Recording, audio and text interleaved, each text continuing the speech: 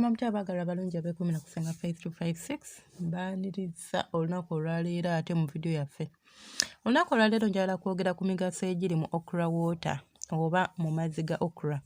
Amazzi ga okra gano oba okra abamu bamuyita bamiya, then ate waliwo abalala abamuyita lady finger. Naye kyonna ku bisatu ky'oba owulidde omanya oli ku katuufu.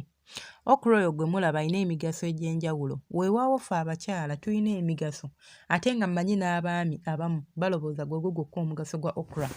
Oli akusanga ng'okozesa okra oba ng'omunywa ye n'alowooza birala. Naye ng'oluusi tamanyi migaso emeka gy'olinza okufuna mu kyo. Okra kye kintu ky'osobola okukozesa n'obeera ng'okubye ebinyonyi nga 5 n'ejjinja limu. Sigenda gamba nti ekinyonyi kimu oba ebinyonyi nga 10. Migaso ki emirala egiri mu okra eri omukyala ate nga weewaawo n'omwami waliwo era emigaso egiri mu okra, naye ndowooza olw'obufunda bw'obudde olw'okuba nti vidiyo tetwagala kukola mpanvu, omwami tujja mukwatako olunaku olulwe. Leero tugenda kufokasinga ku mukyala. Okra alina migaso ki eri omukyala era eri obulamu bwo. Ate n'abasubscribinga yangu osubscribinga obeere ng'otwegattako ate yasubscribinga eddayo bale kubanga weekuumira ku Senga 5256. Weebale nnyo nkwaniriza mu vidiyo yaffe ya leero. Weebale kubanga buli vidiyo gye nteekayo ojja n'ogiraba. Namba emu oba omugaso ogusooka gwe tugenda okutunuulira gwe gw'okubeera ng'olina obuzibu bw'okubeera nga toyina bwagazi. Oba ng'obwagazi bwe buva wala butini. Omuzungu kyayita libido. Kwegamba nga gwe toyina bwagazi oli awo toyoya toyima oli awo. Nga si nti olina ekirwadde naye ebintu bingi ebireetera omuntu okubula obwagazi. Ate n'abamu bakitunuulira ne bakiraba ng'ekintu ekyangu oba ne bakiraba ng'ekiri nnomo, but trust me tekiri nnomo era si kirungi kubeera nga ggwe obeera awo nga toyina bwagazi. Weekwata amazzi ga okra gano ng'oganywa, omufumba oba osobola okumukwata n'omusalasala n'omusookinga n'obeera ng'osobola omukola ki? Sorry about that guys. Obeera ng'osobola okunywa amazzi ago. Osobola okugamba nti buli lunaku bw'oba nga tosobola ku kimentaininga, niyinza okurekomendinga omuntu okunywa ekicupa kiramba ekya 1 litre oba ekya liita nnamba. Naye bw'oba nga tosobola osobola okusalawo nti olunaku nja kunywa giraasi 3 ku makya, mu ttuntu n'olweggulo, nga buli lunaku nnywayo giraasi emu ndaba enjawulo enaabeerawo. Okra oyo akuleetera obwagazi era ojja kulabawo enjawulo nnene. Namba 2 y'eyokuba nga okra ayambako abakyala abali embuto oba abakyala abapulaninga okuzaala. Bw'oba opulaninga okufuna olubuto oba bw'oba opulaninga okuzaala, wandibadde weekwata okra oba ng'oli lubuto nti otya. Ekisookera ddala okra ayambako bakyala okumenya, gwe omukyala n'atera okuzaala bw'oba omukozesa omwana omusindika bulungi. Namba 2, okra akuyambako omwana oyo ali munda kubanga alimu ekirungo bakiyita folate. Waliwo ekirungo ekyo ky'oba weetaaga mu mubiri gwo, okra akiyina, oba okyetaaga mu dayate yo, okra akiyina. So asobola okukuyambako asobola okukuyambako okubeera ng'ofuna ekirungo ekyo mu mubiri gwo ate n'obeera ng'osobola okuzaala omwana ali mu mbeera ennungi. Abantu abatalina kirungo ekyo ebiseera ebisinga bazaala abaana abatatuuse oba abatatuukiridde kaŋŋambe bwe batyo. Abaana balina abnormalities ng'omwana engalo alina 6, omwana teyatonda bulungi, ndowooza kyekituufu kye nninza okukozesa. Either nga alina ekikyamu ku bwongo, either nga munafu, emirimu tagikola nga banne nga teyatonda bulungi. Kyekigambo ekituufu kye nninza okukozesa. Okra bajja kuyambako okufuna ekirungo ekyo era ojja kuba osobola okuzaala omwana atonze obulungi ennyo. Pointi yaffe ey'okusatu egenda kubeera nti gwanoonya omwana. Okra agenda kuyambako okubeera ng'osobola okufuuka fertile oba ng'osobola okubeera nga ozaala omwana. Ebiseera ebisinga abantu banoonya omwana nga tanoonyezza kizibu kivaawa, ye n'awooza nnoonya lubuto.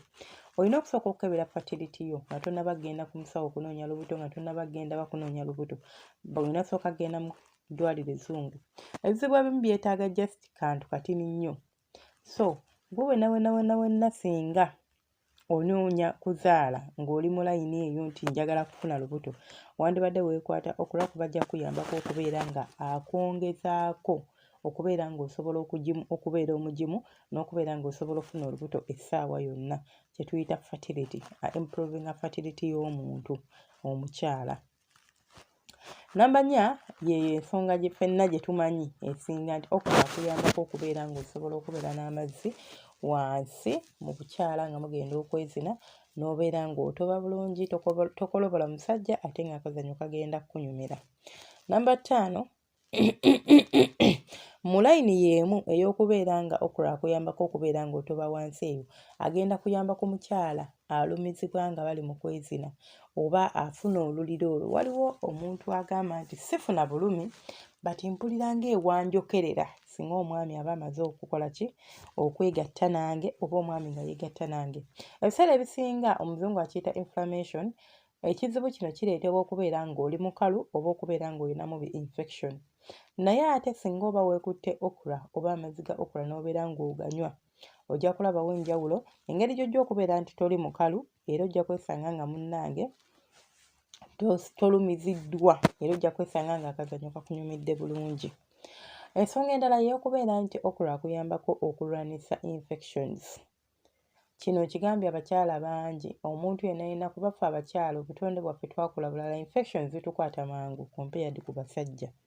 Era osanga abakyala nga 10 ku buli 100 nga balina bi-infection, oba 10 nizo okuba n'omuwendo njogedde mutini. Tulina bi-infections bingi, tubijja bwe tufuka, tubijja ku basajja, wonna mu ngoye.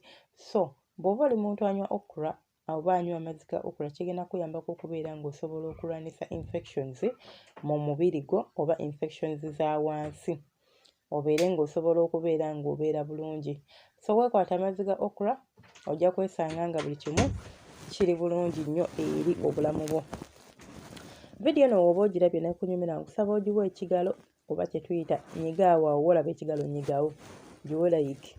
Bw'omaliriza osubscribing. Ate bw'oba olina ekibuuzo kyonna ky'oyagala okumbuuza, kiteeke mu comment section, nja kuba nkuddamu.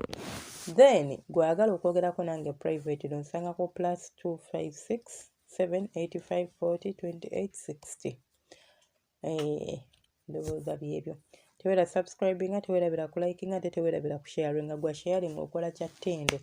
Vidiyo eno ba audio eno yonna gy'oba ogisanze manya evudde ku Senga Faith 256. Jangu butereevu ku YouTube channel yo, bikkula YouTube yo, keberako, genda wali we tukeberera oteekemu ekigambo Senga Faith 256, baera bakweta butereevu ku akawunti yaffe, obeere ng'osubscribing, obeere ng'otwegattako. Baagala nnyo bantu bange, temujjanga okwo. Omukama abankuumire ate abampeere.